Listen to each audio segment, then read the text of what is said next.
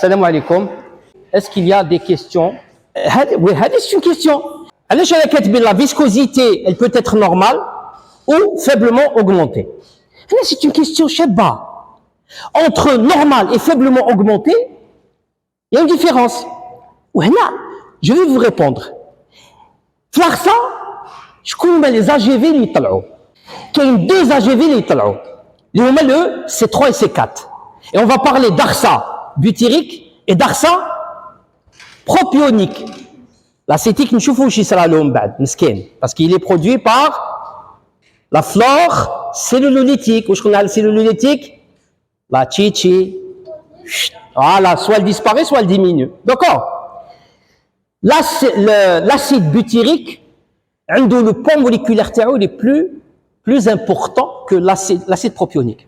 Donc, quand on a une arsa butyrique, nous allons avoir une viscosité qui va être augmentée par rapport à l'arsa propionique, qui peut être normale. Et c'est pour cette raison qu'on a parlé de viscosité. Elle peut être normale ou faiblement augmentée. Donc, viscosité normale lorsqu'il s'agit de arsa propionique, augmentée lorsqu'il s'agit d'arsa butyrique. Chifti? Nous comme on a posé la question, mais non, j'allais la dire. Hein? Là, la propionique, le poids moléculaire il est faible par rapport au butyrique. Donc, l'arsa propionique, elle peut être normale, la viscosité. Mais ça ne génère pas une viscosité très importante. Le butyrique, là. Le butyrique, compte là. D'accord? L'arsa butyrique. Ok? Très bien. Zédo. Donc, il y a une question qui va être posée. Est-ce que le sec est toute la période de tarissement? C'est-à-dire, Begra, tarissement pendant les 2 mois elle n'aura que du sec, c'est-à-dire soit de la paille ou du foin, qui est de 2 mois. Alors, à votre avis? Donc, là. Très bien. Je connais quoi il y a la logique où je troll. C'est une vache qui ne produit pas de lait. Elle n'a pas besoin de concentrer. Les éleveurs, surtout les éleveurs algériens. Donc c'est pas la peine d'être concentré.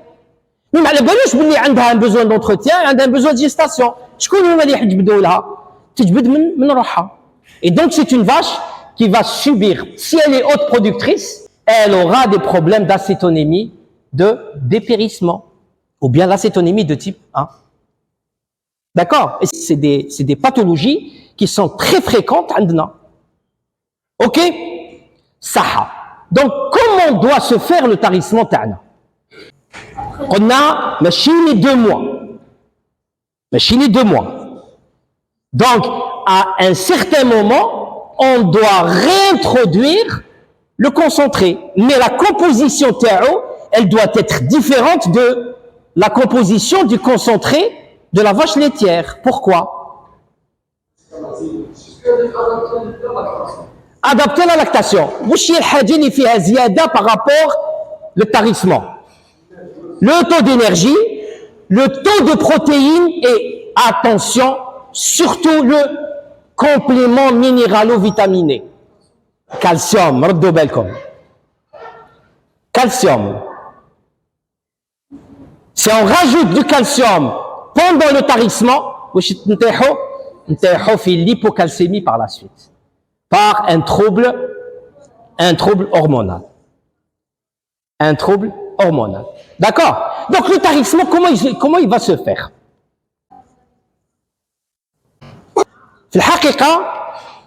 Le tarissement, la période, les 60 jours,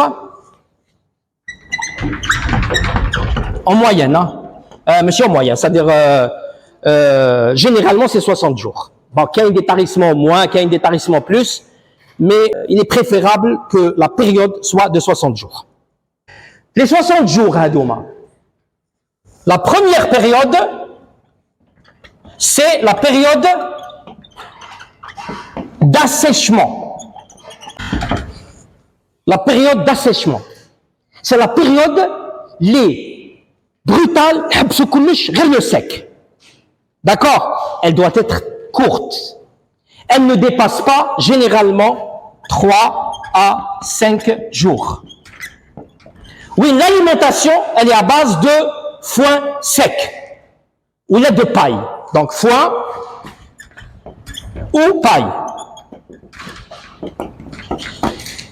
D'accord?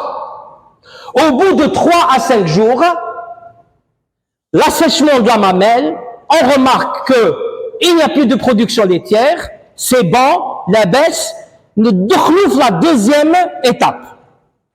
La deuxième étape, il se mourra le début tarissement. Le début de tarissement.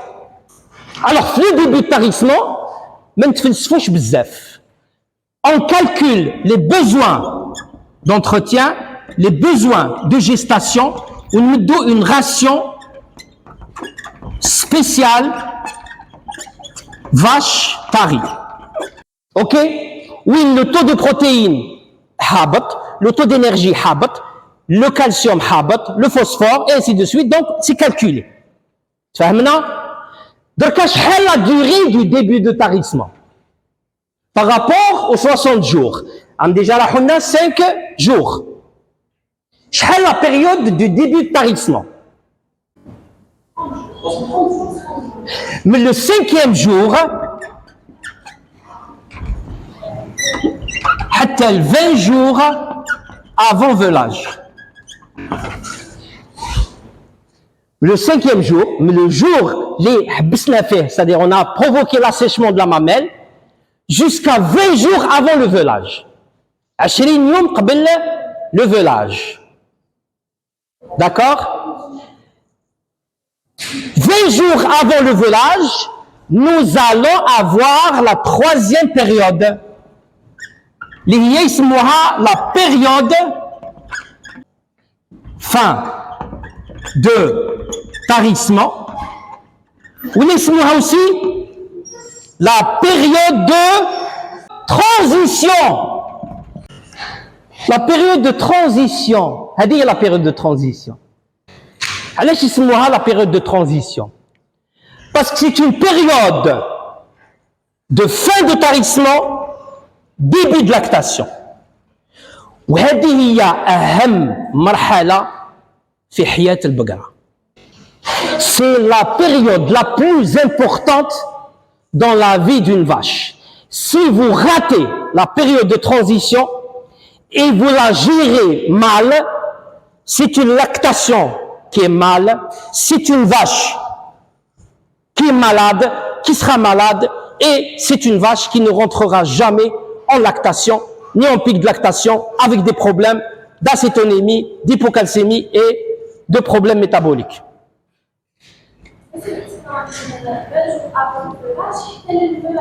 Tel velage.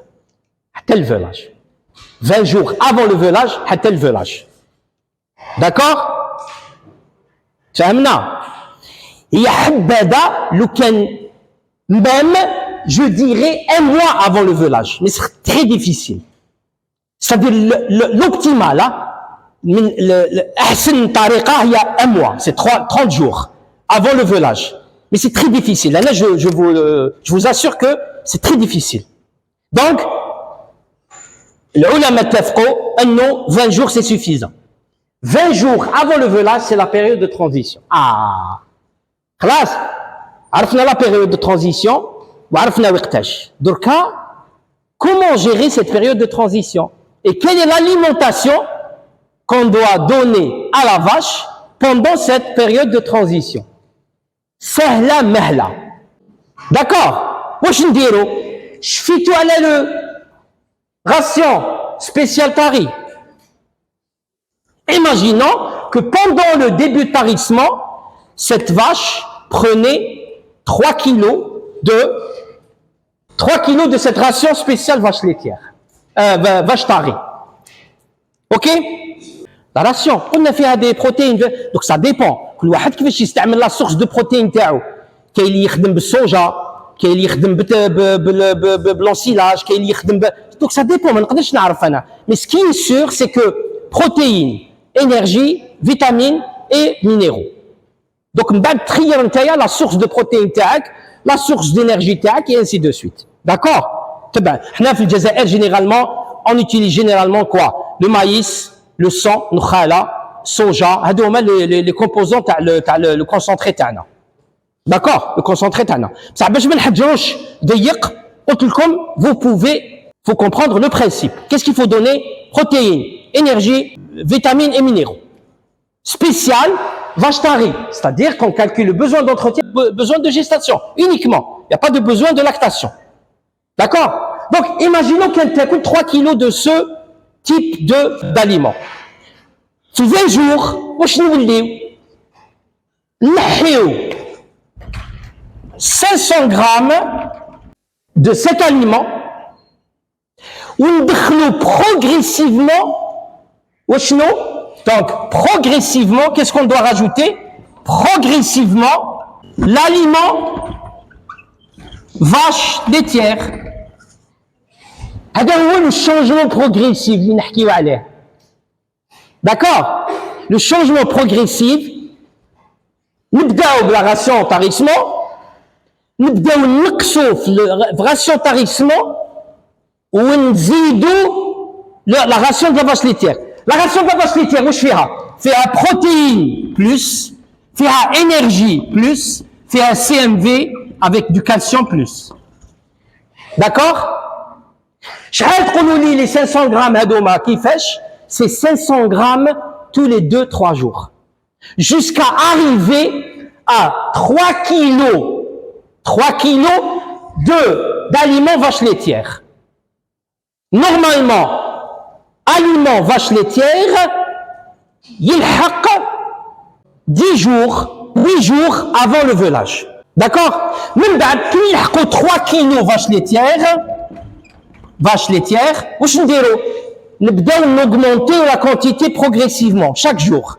Chaque jour on augmente, chaque jour on augmente, chaque jour on augmente. Jusqu'à arriver normalement à une semaine, donc 7 jours, la vache tarie doit prendre toute sa ration de vache laitière. Ration de base, hein.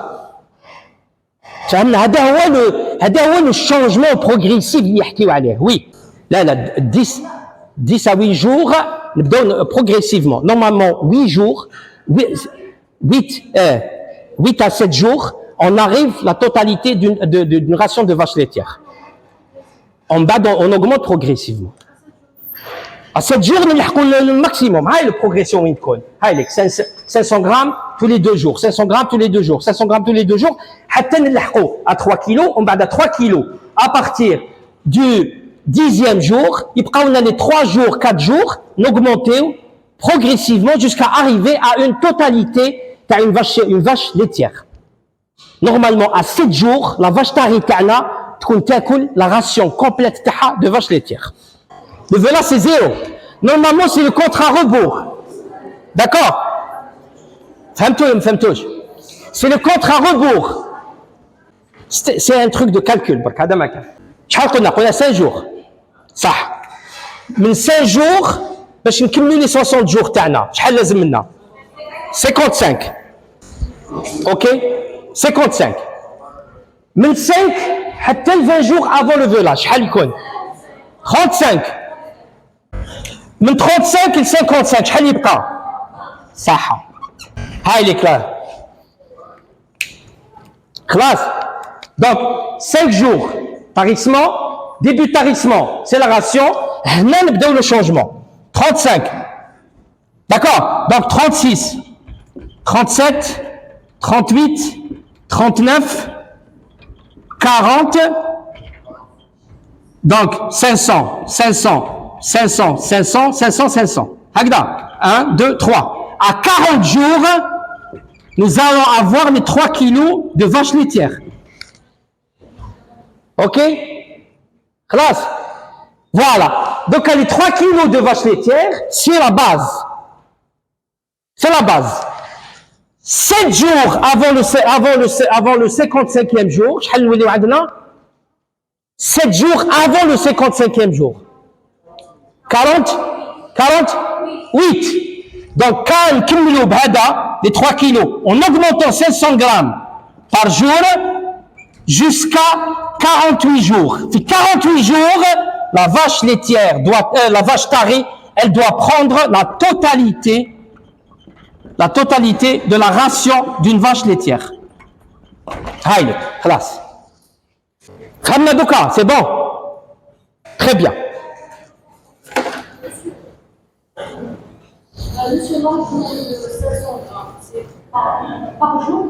Par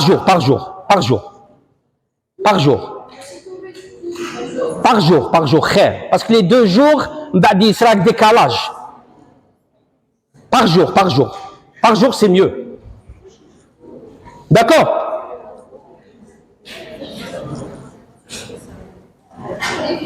Ok?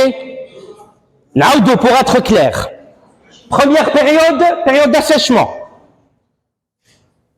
Période d'assèchement. حبسوا فيها كلش. Foin, paille, sec. C'est une durée de 3 à 5 jours. Ok? Même bad. Début de tarissement, 5 jours, 20 jours avant velage. C'est l'équivalent de 35 jours. Ok? Là, la période Hadia, c'est ration spéciale vache tari. Ok? À partir du 35e jour, 36, 37, 38, 39, 40 jours, qu'est-ce qu'on fait? On introduit progressivement l'aliment de vache laitière avec sa composition, tout en diminuant la même quantité de l'aliment de vache tari. نحي les 500 grammes من هذا ونزيدوا les 500 grammes من هذا. نحيوا 500 grammes من هذا نزيدوا 500 grammes من هذا. Ok? C'est bon? Jusqu'à 40 jours. À 40 jours, on cumule les 3 kilos تاعنا. Ok? Mais les 48 jours, on augmente de 500 grammes par jour jusqu'à arriver à une ration généralement d'une vache laitière. عطيو هذه تشوفوا on calcule زيدوا لي من 3 kilos 500 grammes par jour شحال نوليو à 48 jours شحال نوليو à 48 jours هيا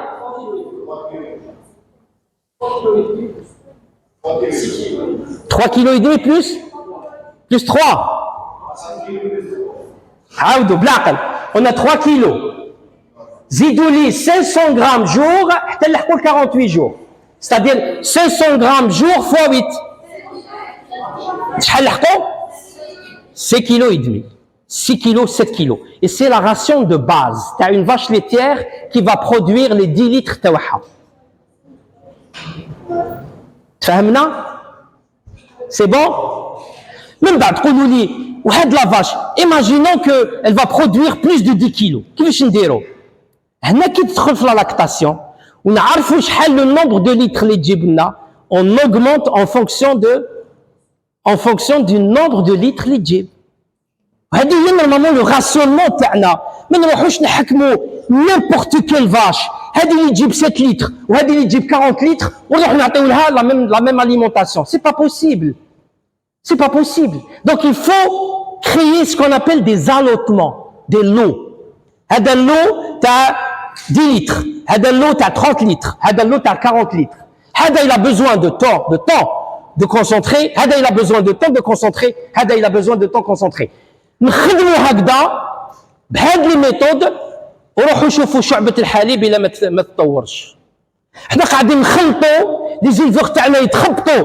في المشاكل حنا ما نعرفوش كيفاش نوريونتيوهم ومن بعد يقول لك شعبة الحليب كيفاش ما تطورش سي تكنيك دوكا خلاص ما بقاتش هذيك ليلفاج تاع الخبز وتاع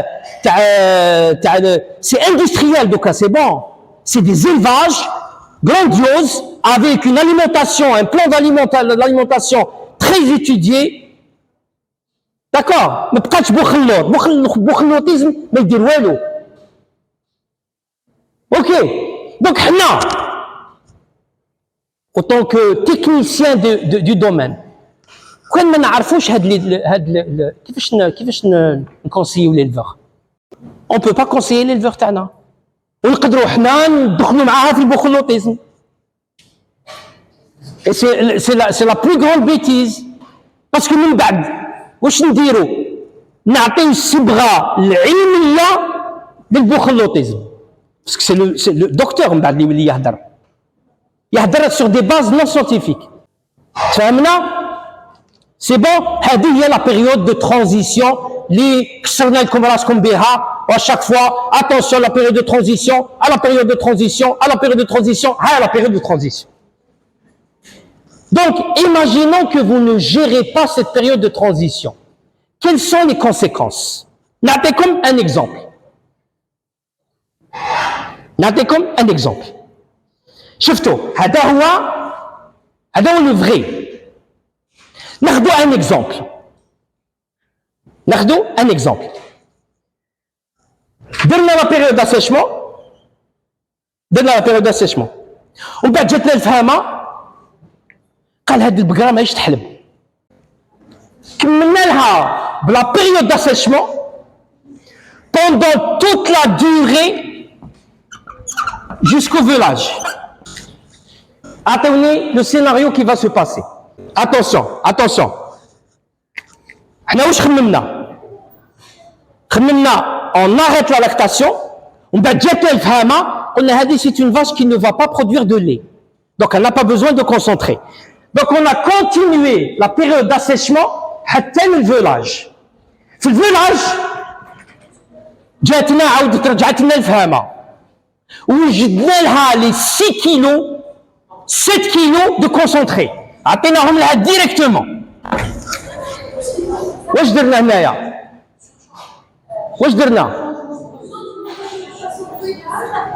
Changement d'alimentation brutal. هذا أول problème اللي يقدر يصرالنا. هنا on a généré quoi? On a généré une augmentation des AGV, ce qui va donner une SARA. علاش une SARA? Parce que la période de tarissement واش درنا؟ حبطنا لا ميكروفلور، حبطنا le nombre de papilles ruminales. علاش؟ parce qu'elle prenait uniquement du foin. Le foin c'est quoi? C'est de la cellulose. La cellulose شكون يجيريها؟ يجيريها لا سيلوليتيك. قعدت غير لا سيلوليتيك تخدم. لا ميلوليتيك واش صرا لها؟ رقدت. بروتيوليتيك رقدت. اوكي؟ كي ياخذوا هادو في زوج لي بابي واش يقول لك؟ il n'y a pas de protéines, il n'y a pas d'énergie, انا ثاني نرقد. donc واش صرا؟ لي بابي رومينال ديجينيراو، ils ont rétréci de diamètre, ils ont rétréci de taille. ok وقعدوا هكذاك. une fois le velage الحق les 7 kilos ولا les 6 kilos اللي جاتنا ديريكتومون الفهامه بلي لازمنا pour avoir la production laitière. Comment ils vont être générés? Comment ils vont être gérés? Ils vont être gérés par une microflore non expérimentée, et par des papilles qui ne sont pas prêts. Donc, qu'est-ce qu'il va y avoir? Il va y avoir une surproduction d'AGV entraînant une subacute ruminal acidosis. C'est le premier cas, oui.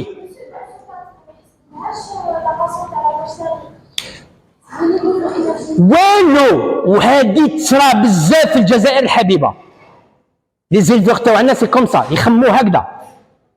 قال بقره اللي تحلب نعطيو لها، اللي ما تحلبش ما نعطيولهاش.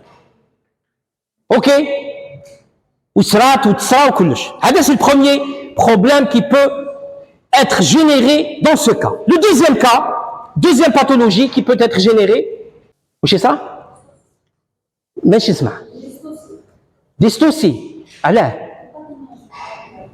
il n'y a pas d'énergie?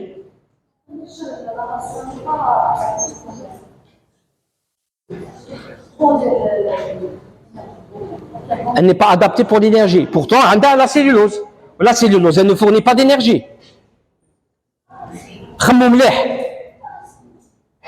Alors, quelle est la deuxième pathologie susceptible d'être entraînée par ce type de régime? L'acétonémie. Quel type d'acétonémie? De type 1. Acétonémie de type 1. À l'âge, surtout si c'est une vache haute laitière. Qu'est-ce qu'il va y avoir? Au velage, il y a un déclenchement de la lactation. Donc on aura besoin d'énergie. Ninjibha l'énergie, il y a منين نجي؟ منين نجيبها؟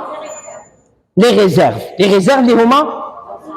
Très bien. Le gras, c'est-à-dire la lipolyse et la libération des AGNE, des acides gras non estérifiés, qui vont rentrer au niveau du foie pour participer à la production d'ATP par le biais du cycle de Krebs.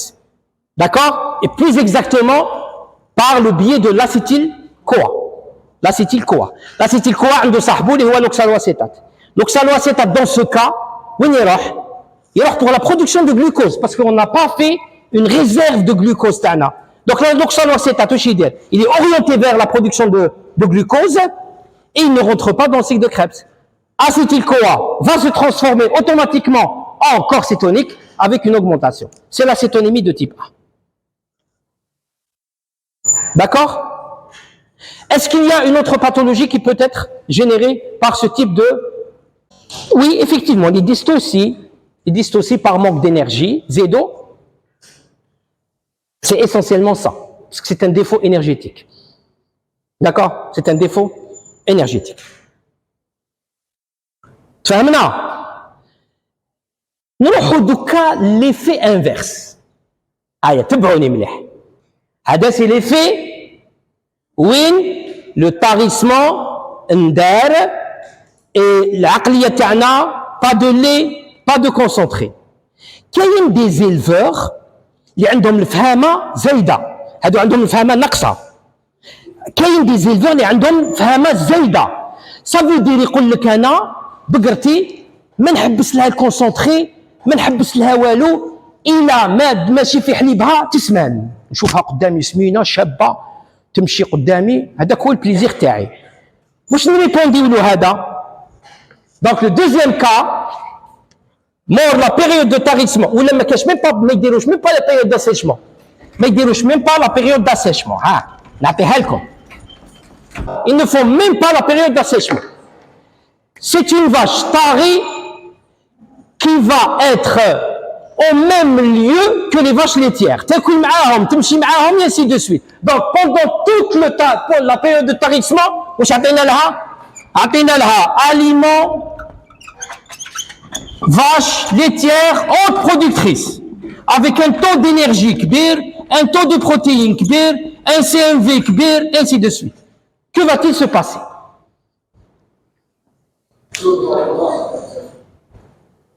واش يصرى لها؟ تنقص. هذه سي فيزيولوجيك، تفهمنا عليها هذه، ما نعاودوش نوليو ليها. Il y a un problème, il y a un truc hormonal qui règle et qui bloque la lactation, qu'on le veuille ou non. D'accord? Donc la lactation تحبس. واش يوليو عندنا؟ يوليو عندنا un besoin d'entretien et un besoin de gestation. Alors que la vache continue à consommer de l'aliment vache laitière. واش يكون عندها؟ يكون عندها un excès d'énergie et de protéines. Comment elle va gérer l'excès d'énergie تاعها? Elle va le stocker sous forme de quoi? Sous forme de liquide. Et donc on va avoir une vache au veulage avec un BCS supérieur à 5. مبلطة مدورة. هذا اللي يحبوها لي زيلفور تاعنا. مي ما على بالوش باللي راهو دار ديكا قد راسو، وانت اللي لازم تكسبليكي له هذه الديكا. اكسبليكيو له واش الديكا دارها. ديستوسي لا فيليير بيلفيان تتعمر. خلينا زيدو. Qu'est-ce qu'il peut y avoir comme problème? Syndrome de la vache grasse. Où est le syndrome de la vache grasse? Très bien. Donc, puisqu'il y a un excès d'énergie, de protéines, qu'est-ce qu'elle va gérer? Elle va gérer cet excès d'énergie par quoi? Par un surengraissement. L'énergie addict, puisque normalement, tu as la production laitière. Mais quand tu as la production laitière, tu as fait et donc tu semaines. Quel est le problème qui va se poser? Et quand est-ce qu'il va se poser? Premièrement, on aura une accentuation de la stéatose hépatique. D'accord? Stéatose hépatique physiologique, parce que la stéatose hépatique, elle est physiologique chez la vache laitière. Mais elle est moindre, صغيرة. من بعد qui est le cycle de Krebs يخدم, ces acides gras, ils vont être consommés par le foie. Mais dans ce cas, il y a un excès d'acides gras. D'accord? C'est le premier problème. Donc le foie est initialement atteint. Zido. La graisse, vite format, tissu adipeux.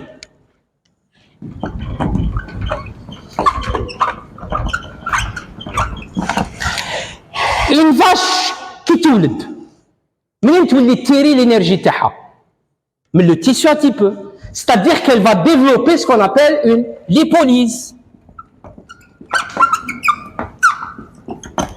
Ok? علاش?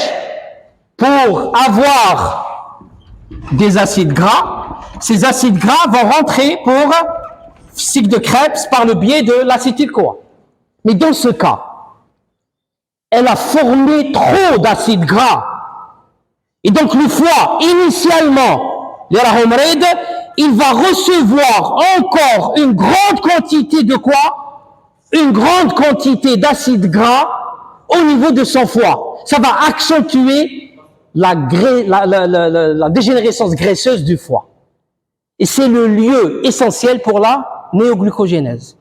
Si le foie est atteint chez une vache, elle ne pourra jamais faire du cycle de Krebs, ni avoir de l'énergie. C'est ce qu'on appelle l'acétonémie de type 2. Ou le syndrome de la vache grasse. C'est pour cette raison que la gestion de la période de transition, elle est cruciale, primordiale. Je فهمتوا دوكا la période de transition شحال l'importance تاعها. Si vous ratez cette période en excès ou là en déficit, vous allez avoir des problèmes. Qu'est-ce qui va se passer? Si le BCS est supérieur à 5, il y a beaucoup de lipides au niveau du tissu adipeux. Premièrement. Deuxièmement, il y a accumulation de ces acides gras au niveau du foie. D'accord? Donc, initialement, le foie tana, il est stéatosé. D'accord? Donc, une fois que la vache vèle, elle a besoin de quoi? Elle a besoin d'énergie pour sa production laitière. وين تروح تحوس عليها؟ ما تحوسش عليها في الجلوكوز. قلت لكم les ruminants, la glycémie n'est pas la même chose. Normalement, حنا كي نكونوا صايمين وين نروحوا نحوسوا على الجلوكوز تاعنا؟ حنا مونوغاستريك. منين نجبدوه من الجليكوجين. C'est la voie de la glycogénolyse. La voie de la glycogénolyse chez les ruminants, elle est faible. Tout le stock de glycogène اللي كاين ما عندهمش صغير. Dans les heures qui suivent le velage, la voie la plus importante de la production de glucose chez les ruminants, c'est la néoglucogénèse. Et la néoglucogénèse, c'est quoi? C'est la formation de glucose à partir de substrats non glucidiques. Et le substrat non glucidique, c'est les acides gras. Donc elle va chercher le maximum d'acides gras. Qui est normal, cet acide gras, il va être géré au niveau du foie. Mais le foie, il s'est engorgé de graisse. Donc, initialement, avec l'acide gras au niveau de l'hépatique, il va encore accentuer la stéatose. Le foie est le lieu de la néoglucogénèse. Un exemple par le match de football. Quand on fait type 1, واش عندنا لو ستاد وعندنا البالون. شكون اللي يخصو؟ لي جوار. في الكا الاولاني واش خص لو سبسترا انرجيتيك. في الكا دوزيام بالون كاين joueur كاين واش ما كاش stade ما كاش. Et dans les deux cas le match ne peut pas se jouer. Donc le type 1 c'est les joueurs, le type 2 c'est le lieu, c'est le stade. Mais le résultat final c'est quoi? C'est un déficit énergétique qui va entraîner une accumulation d'acétyl-CoA, par la suite une accumulation de corps cétonique par la suite. De type 1, de type 2. هذه هي l'acétonémie. Grosso modo, ما حبيتش ندخل لكم في لي ديتاي. اوكي؟ خلاص؟ فهمنا؟ اوكي. Allez, continuons. La viscosité augmentée, viscosité normale. خلاص؟ اوكي, on termine. شوفوا, au cours des diapos اللي راح نشوفوهم دوكا, Vous aurez beaucoup de répétitions. علاش؟ في diapos اللي عم جايين. C'est pour faire ancrer l'information عندكم. À chaque fois, on va retrouver des mots-clés. Et ces mots-clés, هذوك هما اللي نسحقهم من بعد. Ok? خلاص فهمنا. Alors تبعوني مليح. نروحوا la deuxième diapo. Importance de l'ARSA. علاش هاد الحكايه هذيك على l'ARSA? Est-ce qu'elle est aussi importante? لا رانا شفناها تقتل ودير شوك ودياري وبروبلème. Quel est le problème de l'ARSA? Quel est le problème de l'ARSA? Est-ce qu'elle a une importance? Est-ce qu'elle a une importance? Alors,